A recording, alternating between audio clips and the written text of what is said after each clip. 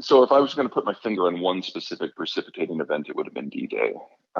While we had been involved in World War One, with D-Day and the push to Berlin, it really was just American forces carrying the load. And once we got a taste of just how destructive industrial warfare in Europe could be, we realized that if we were ever going to contain the Soviet Union, the commitment in troops and lives were going to be something that the American population would have never supported. So we needed allies, and we needed allies that were willing, knowingly, to be cannon fodder in a conflict between the Americans and the Soviets. So we set up an economic system that would induce people to join our side. You've heard of Bretton Woods, you've heard of the IMF and the World Bank, but these are all pieces of globalization.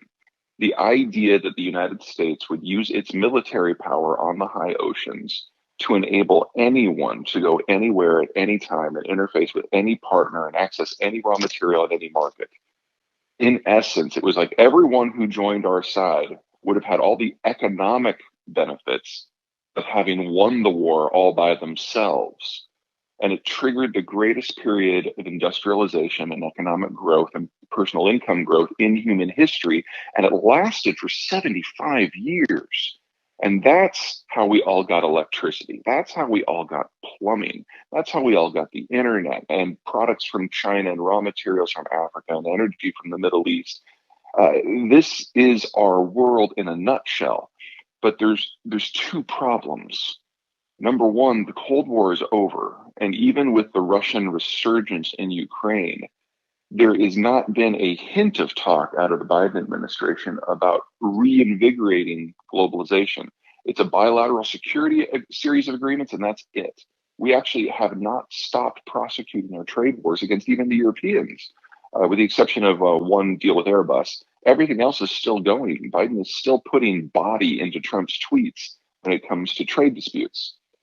And then second, when we industrialized, we all started living differently. It used to be that if you had food and coal and iron ore and oil, you could have a modern economy. But that changed with globalization, because before 90% of the world's population didn't have those things. With globalization, you only needed one, and you could trade for all the others. And so the whole world started moving up. That's one of the reasons why the alliance was so potent. Everyone was part of it. But when you industrialize, you start taking manufacturing and services jobs, and you specialize, and you move off the farm and into town. And on the farm, kids are free labor. You have loads. But when you're in town, kids are really expensive, really annoying, really aggravating pieces of mobile furniture. And adults aren't dumb. We had fewer of them. You play that forward 75 years, and the advanced world hasn't run out of children. That happened 30 years ago. We're now running out of adults. And so it's been a bit of a starvation diet as the population has aged. When everyone was in their 20s and their 30s, we got this massive consumption boom. Think of what happened in the 70s with the baby boomers, or in the 2000s with the Chinese. When everyone's in their 40s and 50s, you get this big productivity boom. Think about the United States in the 1990s, or the Koreans for the last 30 years. But then you all hit retirement, and it's over. And for most of the world's demographic structures, we do not even have an economic model that suggests they can function in a world unless someone pays them to exist. That doesn't happen very often. And so everything about globalization is in its final decade. And I would argue conflicts like the Ukraine war are the harbingers of what's to come. There are a series of military conflicts that are going to break out because of changes of consumption, production, investment. And then another series that are going to break out because the United States is stepping back from the world. The Ukraine war is just the first. Right now, we have at any given time over 10,000 ships on the waves that are traveling completely without any sort of escort. About half of those travel within their own region, but half of those by volume are transoceanic. That is the entirety of global energy trade and global manufacturers trade, and it's the input stream for 80% of global agriculture. So if that cracks, you're looking at a catastrophic failure. We've only had to deal with, Somalis and speedboats from a piracy point of view to this point. But we're very close to the position where the United States and the Europeans are going to start grab Russian shipping. And so once the real countries start doing that, all bets are off. Well, I'm going to say a lot of things that are probably unpopular in Texas here in the next couple minutes. Go for it. Number one, the United States is not particularly well thought in a lot of its policies, domestic or international. That's not new. This falls into that category. Number two, the greatest supporter of illegal migration in American history was the Trump administration, because the Sonoran and the Chihuahuan deserts are the best natural borders in North America.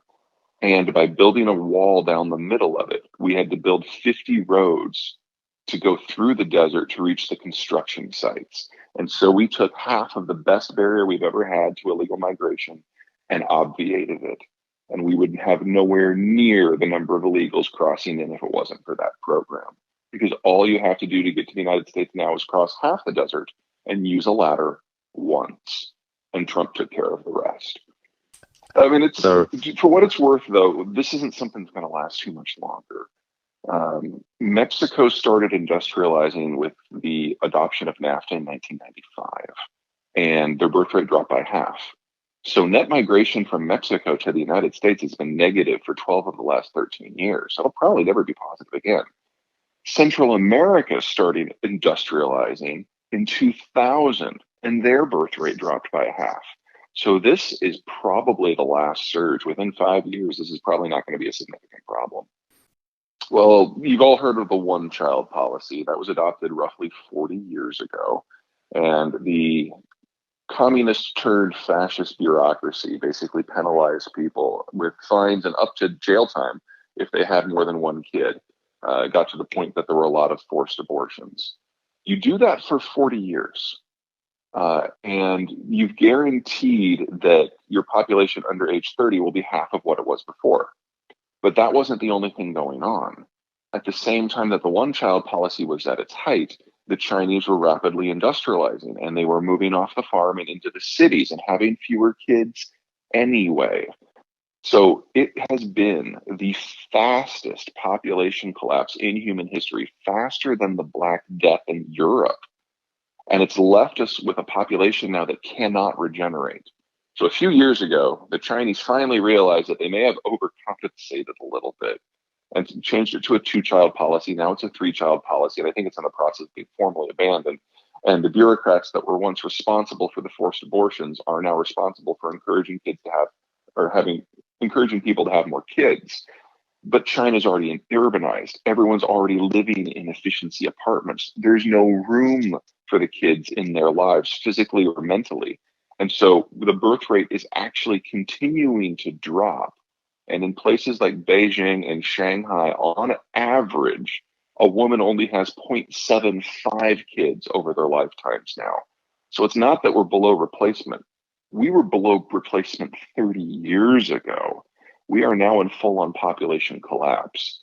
And the Chinese are grudgingly admitting publicly that they have overcounted their population by 100 million in that time, suggesting that we are looking at full demographic and economic collapse this decade, assuming nothing else goes wrong. And in just the last week, the Biden administration basically killed their entire tech sector. So plenty of other things are going wrong. I'm of a minority. I don't think that Taiwan is any meaningful danger. Their economy is partially integrated with the mainland. I think that's the biggest point of exposure. I think that was